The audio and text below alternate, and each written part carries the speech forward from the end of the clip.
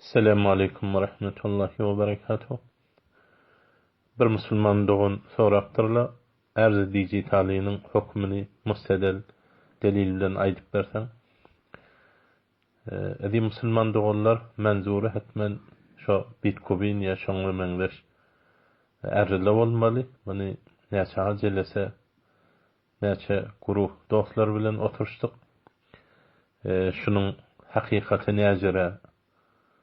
Ama şonun inha Bitcoin'i köpeldişi şo hartlaň üstü bilen, kompýuteriň üstü bilen şonuň hakykatyny bileýildik.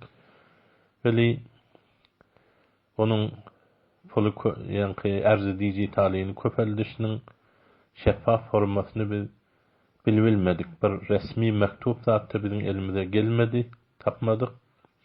Ta şoň üstü bilen bir höküm berer ýanak, şonu bir zada höküm berjek bolsaň, hökmünden gynrak zat şonuň hakykat bolýan formasyny bilmek. Şoň bolýan formasyny bileniňden soň hökm kan gyndan. El hukmu ala şeý farawnan tasawwuri. Inha biz arz dijitalide de beter muhim zat. Inha bir gulpeýkar hartlaň sübilen inha şonu köpeldilýär, şonuň ne keýfiýetde köpeldilýär ha aya dersedi, mahaya şol ejaralniyam ha şeýa başga bir rebişlem ha şonuň keýfiýeti bize meçhul.